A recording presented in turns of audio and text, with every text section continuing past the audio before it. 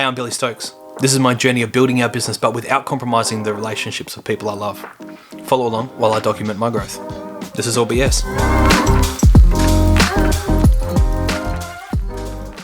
By this point, we've finished traveling, and we are, we've come back, and we've come back with $0. The $0. All we've got is this. We've got this love that we love. You know, we've loved the time that we've got together. We love the relationship we've built, and we've got an idea of what we want to do now. And in the back of our minds, there was also this element of just totally, man. Yeah, we make some pretty gnarly decisions. In our back of the mind is this, you know, Bec and I have always said that we wanted to be young parents. You know, I don't want to be old and knackered when I'm having kids, man. I want to be able to run around and throw them around and chase them and play with them, and you know, and I don't want to be too old that, you know, by the time that they're starting to go through things that, yeah, like life's pretty gnarly. Like when you're starting to trying to find your place in the world, and you know, we don't want to be so far ahead that we're out of touch with that. So, so it wasn't necessarily to say that we were actively deciding we were going to have kids, but you know, here we are. We've just got back. We've decided, okay, well, we're gonna head down arse up. We're focusing on making this business idea happen. You know, we were working on that. Beck's sister has a like homeware giftware shop, and we were saying, you know, it'd be really good to collaborate with someone, because one of the things that we did notice when we were overseas was this brick and mortar businesses collaborating. You know, where there'd be two complementary businesses in different industries leveraging the one location. And we thought, okay, well, that's a really cool model. And so we were actually going to approach her with this idea of perhaps, you know, putting a coffee shop in the giftware in a giftware store. And then I remember at a family night, she came to us and was just like, oh, hey, you know, I've been thinking about doing coffee. And we looked at each other and were like, you're kidding me. Well, how about this for an idea? And she was like, yeah, sure. And it certainly it didn't end up being what we thought it was going to be. But that was interesting. You know, there was that kind of synergy there, at least synergy in concept. And we, so, you know, so all we had was this idea, and, you know, we came back, we had no money to our name. We didn't even have money for a bond, for a rental, the whole lot, dude. It was gnarly. And we just started house sitting. So for, I think it was about 3 or 4 months from memory, maybe a bit longer, but we were house sitting with friends of ours, you know, like we were just hopping between, you know, Beck got a gig, and I can't remember what I was doing. Oh, I was back on the tools. That's right. Yeah, I was back on the tools. You know, we were working and just, you know, getting some money together, and not to say we were necessarily trying to have kids, but we were very much like, oh, let's just see what is definitely eventually going to happen if we just, you know, get rid of the goalkeeper. and sure as eggs, here we were with $0 to our name. And, you know, house sitting for friends of ours, and it's just crazy, dude. And I remember Beck was late, and I was like, okay, cool. Like, I kind of knew it was coming, but I just didn't want to, like, look at the reality of it, because it's scary. Like, we had nothing to fall back on. We had no real traction with where we're headed. We were just headed in a direction and had a little dream. So, turns out, yeah, Beck was pregnant, and man, I shat bricks. I remember I was like, she showed me the test, and I was like, no way, do it again. So she did another test, and it came back positive. And I remember just being like, this is amazing. And I picked her up. I remember wrapping my arms around her waist and lifting her up, and I was like, kissed her so passionately. And then I, like, mid-kiss, I remember going, holy fuck. And I just, like, realised what that means, and realised that we have no foundation for this child. Like, it is just crazy. You know, I think that one of the things, so I just, for about 24 hours, probably longer, just going like, this is amazing. Oh, what am I doing? This is amazing. Oh, what am I doing? You know, I think that one of the things that, one of the things everybody said to us was that, like, you're not going to be ready. You know, when you want to have kids because you're never going to be ready. And I agree with that advice, but I think it's so skewed. Like, just because you're not going to be ready doesn't mean you shouldn't try to be ready. And maybe that's just my retarded interpretation at the time. But we were absolutely not ready. And what's more was, I think my mentality was very much like, hey, just do life. And, when baby gets here and baby becomes part of your life, guess what? Now it's part of your life. Work it out. And I feel like that's made us resilient and adaptive and creative and all these sorts of things. But the other beautiful part about having that approach, which is not an intentional one, but now I reflect on it, is that there's this element of providence that I've just seen time and time and time and time again.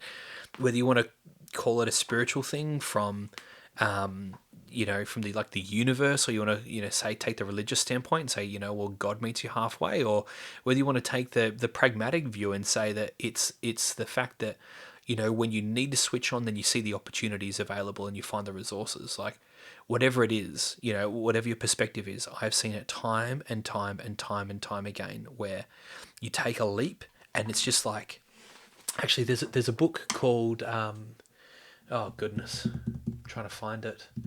How to Be Rich by Felix Dennis. He's the guy who started Maxim magazine. Incredible book. And even he's an outspoken atheist, and he's like, if there's one thing I cannot refute, it's the fact that people take a step into nothing and resources meet them. And the reason I preamble all this is to say that we had absolutely nothing at all. And I said to Bec, I was like, within 6 months, I want to be earning 100 grand. And you know what I did? I hustled and I tried I exhausted my networks, and there was this job that I was going to go for with Bort Longyear. It was like 92 grand, and I was just like, oh, like no, like I've set 100 grand. That's my goal. And again, just kept trawling through my networks, and there was an opening. A friend of ours operating a loader at CSI, and the starting rate was 105 grand. And oh, is it the universe providing? Is it taking the red pill? Is it whatever? Or the blue pill, whatever it is. I don't. Maybe that's a good way to look at it. I look at it as there's always opportunity in my network, and I dug and I found and I got it. So then I started working in this job, and now, gosh, you know what? I will have to. I can't remember the exact timing of it. Whether I got the job and then we had Bub, or no, I think I already had the job. Yeah, nonetheless. Anyway, I went in green, zero experience green, and purely on the back of the recommendation of a friend of mine. And mining was really good. Mining, I think it was good for me because I was able to put the dream of going, you grow up in a mining town. The question is, you should at least try it. And I tried it, and I go, okay, well, you know what? I've closed that chapter. I still do enjoy it. Operating a 60-ton machine is fun. But yeah, and I learned a lot of skills and understood, got to understand how the mining industry works. But kind of, I mean, here I am at the bottom level. At least being in the industry, you kind of understand it better than just being around it. So anyway, so we ended up finding this property. It was like an absolute steal. Came on the market. We put an offer in before we even saw it. I think we did one inspection, didn't bother doing a building inspection. We knew that there'd be shit we had to work on, but it was literally one of the most, it was a deal of a lifetime sort of property. And it nearly doubled in value in like 3 years. So it was a bloody good buy. So we put the offer in, and we actually had to approach Bec's folks and just say, hey, because we had zero money, like nothing. I just started getting some more cash flow, but we didn't have the deposit. We didn't have 60, well, I think it was 200 grand at the time. We didn't have 40 grand in the bank. And, and Bec was on the way, Bec had Bub on the way and all these sorts of things. And it was just gnarly, hey. And what ended up happening was we actually got rejected the first time. And we knew that there were people waiting behind us. The property that was 200 grand or just 199. We had people waiting behind us with cash to buy. Like, it was a good deal, and we were very, very lucky that through Jacob, Bec's father, through his connection with the bankers that we were able to kind of like, hey, come on, like let's make this happen. And we actually got rejected. And man, Beck calls me up and she was like howling and gutted, and and I think in the mind there's all these like, well, we don't have a house and we've got a kid coming and all this sort of shit and rah rah rah rah, and kind of valid, valid, and and Jake, Jacob got on the phone to him, to the banker, and just was like, mate, like, let's see what we can do. Come on, like this isn't the end of it. And Beck's crying in the background, rah, rah, rah. And this is another lesson: is nothing's ever final. What ended up happening was we got the loan, with no idea how, no idea how. What I will say is I firmly believe no one, myself included, nobody is self-made. It's impossible. It is impossible. The only way you're self-made is if you exist in a silo on an island with no influence. Like, you've got your familial upbringing, you've got your friends, your education, you've got your society, your country, your town, your profession, all these sorts of things. You're not self-made. We all learn from each other. And in this instance, I can absolutely say I'm not self-made. While Jacob and Rochelle didn't necessarily give us the 40 grand, they just put up the equity. Sorry, that sounds a bit condescending. They put up the equity for us to be able to buy that property, and we got in, and and we were able to make some really good money with that. We Airbnb'd some of those rooms. It was perfect for night shift, and it was such a beautiful first home. Hey, like pressed tin ceilings, 3.3 meter ceilings, like. The space was grand, and just these like beautiful Jarrah wooden floors and staircases, and just, gosh, it was gorgeous. Like such a beautiful home. And I mean, there was no backyard. It was literally the property. The boundary of the property was the four walls, and we loved it. And it was a great place for us to start. And and as well, like it worked really well because I was doing night shift, so I'd do 5 days, 5 nights, and 5 off. So, it's certainly by renting it. So there was 2 rooms upstairs, and so it was Bec and I and our eldest child, or first child, and then there was 5 rooms, 5 downstairs.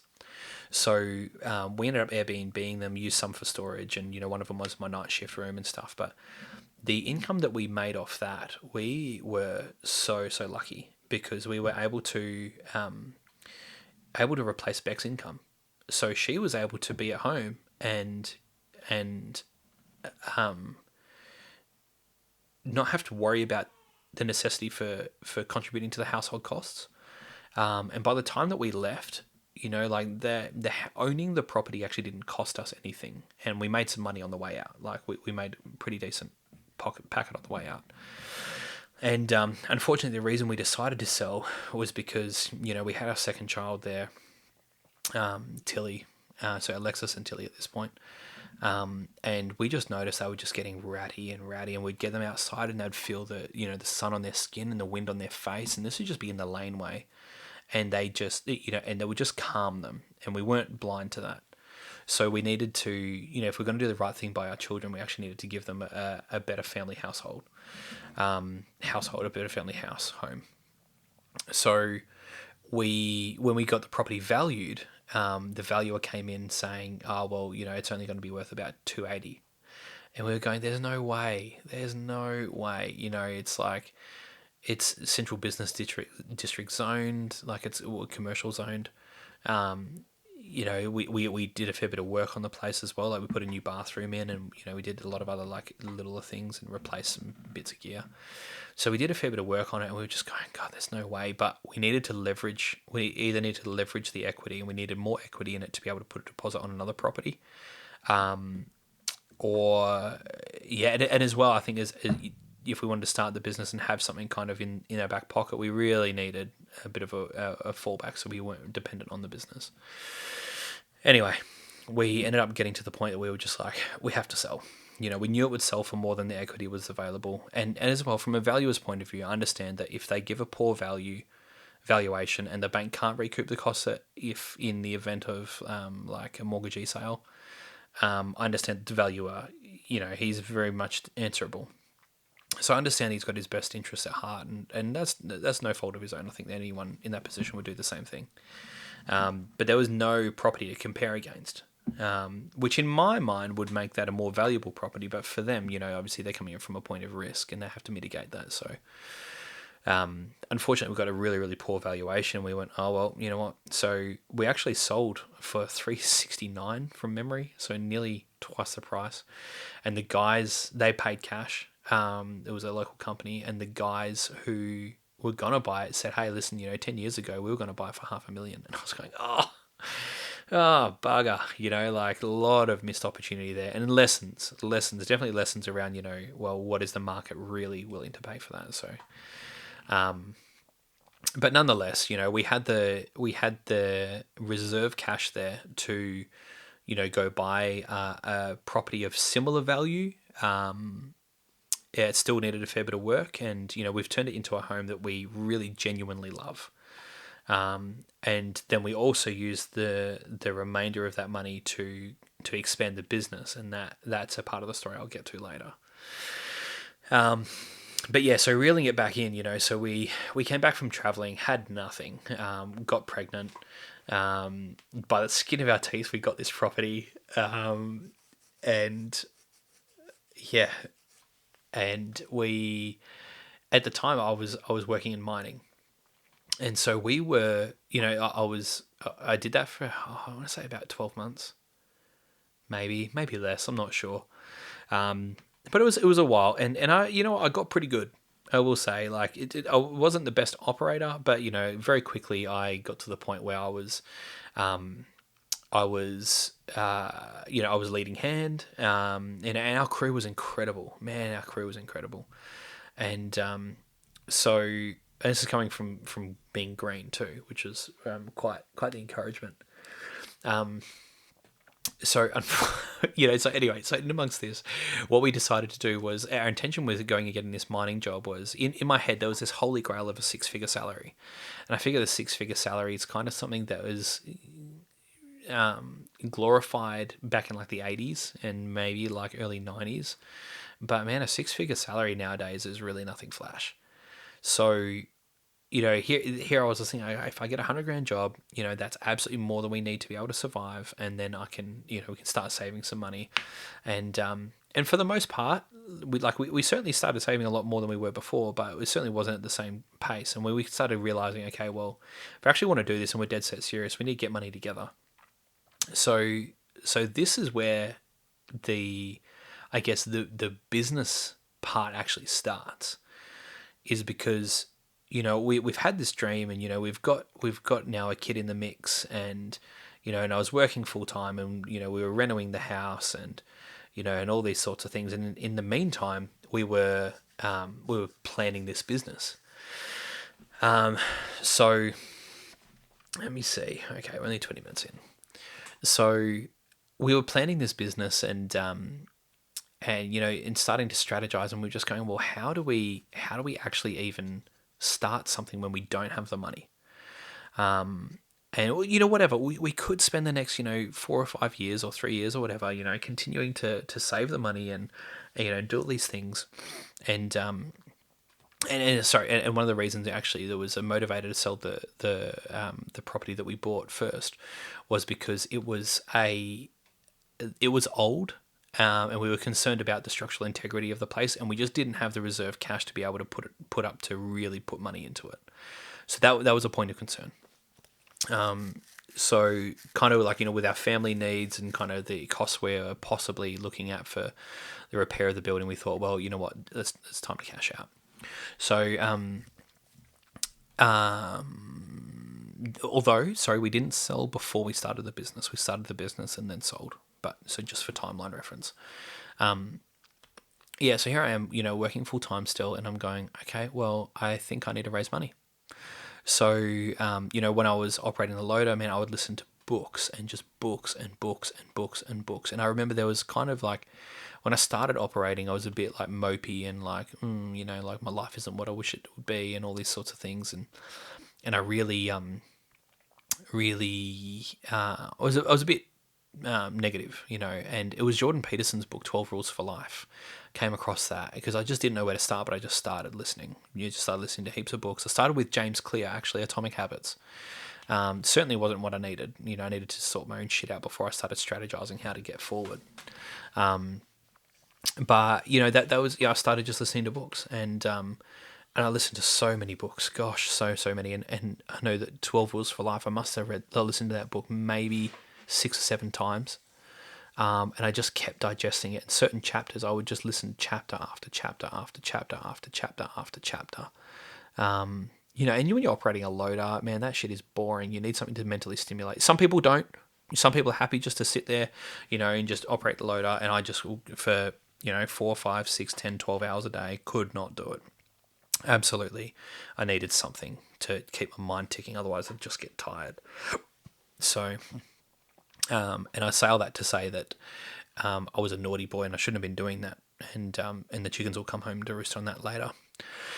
So, started reading a lot of books and kind of sorting out my shit and starting to understand myself and how to show up in the world and, how, what was my place as a man and all these sorts of things. And it was really, really, really quite a pivotal time. And then I was like, okay, well, I'm just going to start taking action on this business. Like, I don't know what to do, but I'm just going to start moving forward. So I went to our accountant and I just said to him, I was like, hey, mate, like, how do I raise money? And if I wanted to borrow money, like, how do I do it? And he just went, oh, well, you need to go talk to a lawyer because they're going to structure, like, the lending and all that sort of stuff. And I was like, okay, cool. So I went and booked an appointment with a lawyer and I just said, I was like, hey, here's what we want to do. How do I do this? And she was great. She was like, okay, well, we need to have this agreement and we need to have this agreement and this is dependent on that and blah, blah, blah, blah, blah. And so we did it. We ended up, going through and raising, putting all of these documents together, and we put forward a really comprehensive business plan. Hey, like, I don't believe in business plans. I don't believe that business plans should be followed. I believe business plans are important because they make you stop and assess and be intentional about what you're doing rather than just run on your assumptions. So if for nothing else, a business plan is good for that and probably not much more. It's like a birth plan. Like, anyone who's had a kid, get your birthing plan together. Fuck, why? Like, there's no point. They never work. Business plans are much the same. Like, I look back at our business plan now and it is so cute. It's embarrassingly cute. And it just highlights the naivety of what we thought we would do, how we'd do it. And you know what? I'd say probably 60% of that business plan is now redundant. And we've exceeded or adapted a lot of that very, very fast. So the business plan, if anything, especially if you're going to go looking for investors, it just highlights to them the fact that, you are someone who does your research. You are someone who's diligent. You're not asking for their money blindly. You're coming to them prepared with all the answers, by the way. And that being said, man, I had someone asking me about franking. Like, okay, the dividends paid, like, are they franked? I was like, fuck, what the fuck is franking? And now I understand franking and all that sort of thing. But, and I realize now in hindsight that really all they were wanting to do is try and, like, politely just tell me to piss off. They asked me questions I knew I couldn't answer, so that, it was kind of this superiority thing. But yeah, so it's just things like that, hey. And just for context, they didn't end up investing. So yeah, so anyway, I remember, while I was working on at operating this loader, on my breaks, I'll be reading through the legal documents and highlighting things and questioning things and clarifying things and all that sort of stuff. And I went back to our lawyer being like, hey, can you explain these clauses? Bum, bum, bum, bum, bum, bum. And she was shocked and was just like, hey, dude, nobody does this, So I think that was a vote of confidence, being like, okay, well, I'm approaching this the right way. And I'm really glad that we did, because there were a few things that we clarified and adjusted, and it gave me the capacity to be able to go into these investor meetings and proposals with ammunition, knowing what I was doing. So anyway, so we got everything together, and then we went to, I just started approaching people. Yeah. And I literally just went in my network. I was just like, who is there? And some of them were friends of ours. Some of them were, when word got out, we had a few people approach us. But I think one of the most interesting parts about the whole fundraising experience was that people know they need to invest. For the most part, people have no idea how to invest. So when you come to them silver plattering, you're like, hey, I've done all the work. I've done the research. Here's my business plan. Here's a very robust set of legal documents. There you go. Would you be interested? Here's how we're going to go about it. Here's the vision. Here's the rah, rah, rah. I found that to be more persuasive than anything else, because a lot of people just looked at it and went like, oh, like I know I need to invest, and here's a golden opportunity. I literally have to do nothing. All the work's been done for me. And I would say, like, it was an eye opener. Yeah, it was a real eye opener, because I was surprised at how easy it was. And and I think initially I kind of approached it from this really pious, like, please sir, can I have some more sort of approach. And then the more I realized that actually, a lot of people don't do this preparation. A lot of people don't do this, aren't this diligent in the preparation. And then that's when I was like, oh, like, okay, I've actually got something here. And so I was a lot more confident to actually present it. And one of the lessons that I think that I've learned, I was really only kind of clicked with this probably maybe 3 or 4 months ago, is that when I think around what are the markers for success, I would say it's kind of 3 parts, right? It's like on Shrek, it's like, pick 3, my lord. There's 3 parts, right? The first one is diligence. Is you have to be diligent in your preparation. And then 3 is taking courage. So be diligent in your prep, take courage, and then just stick it out, man. Sometimes you got to stick it out. And I will say that sometimes the right thing to do is to throw in the towel. And I've got a story around that later on, which I'll share with you guys. But that's, when I think around it, like, it's not easy. It's certainly not easy. It's not what you thought. One of the rules that people told us, and I wholeheartedly stand by this now, is that whatever your timeline and whatever your budget is, double both. Bang on. Some of the best advice I've ever got. Double your budget, double your timeline. So that's where the stick out part comes in, is that you really do have to stick it out. But be diligent in your preparation. And then courage, when you need to take action, take action. And sometimes you need to take action before you feel like you're ready. And this whole perfectionist thing is just, it's not a thing. You just need to get in and get moving. And I realize now, when I look back, that that's what I was doing without even knowing it. Like, in my mind, that was the approach I was taking, not knowing that that's the approach I was taking. And so anyway, so I was really, really diligent in this preparation, and the legals and all these sorts of things, and we actually raised the money quite easily, and it was scary. But again, it's going back to like the whole picture, right? The sum total of my life getting up to this point was that actually, like, man, I used my sales skills, and I was door to door doing that, where I got paid bugger all, and we came back to Kalgoorlie borrowing money from my grandparents to move back over, so that we didn't have to sell our wedding gifts and shit, right?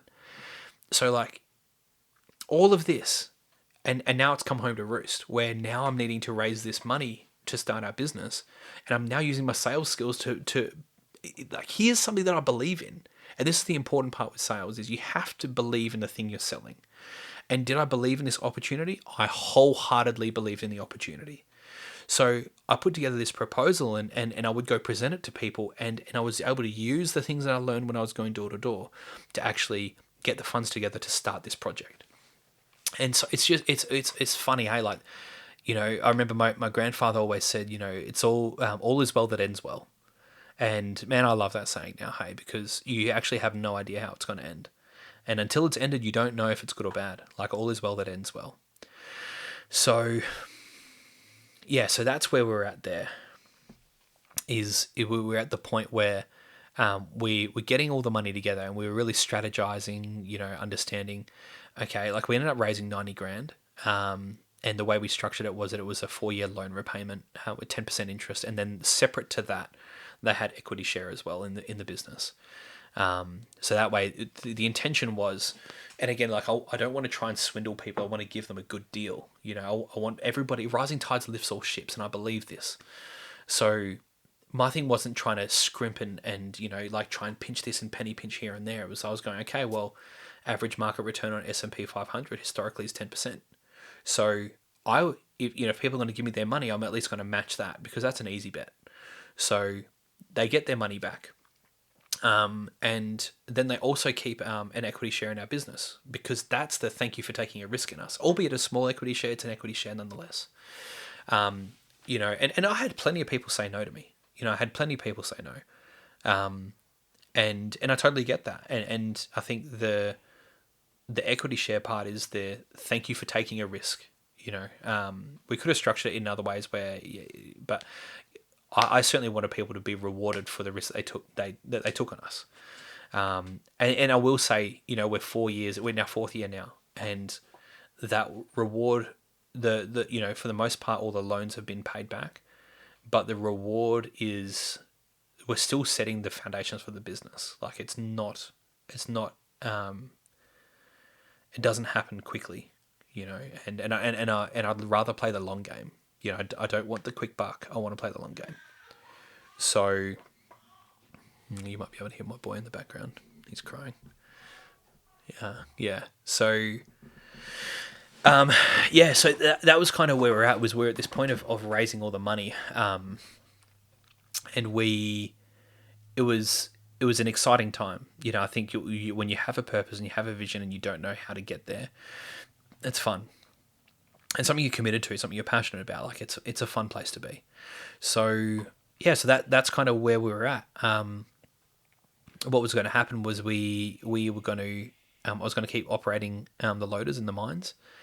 Bec being the chef, she was going to work in the business, and then I was effectively going to cover our cost of living, so we didn't have to draw a wage from the business while she would start working in it, and that was the plan until it wasn't. So that's where I'll conclude it for now.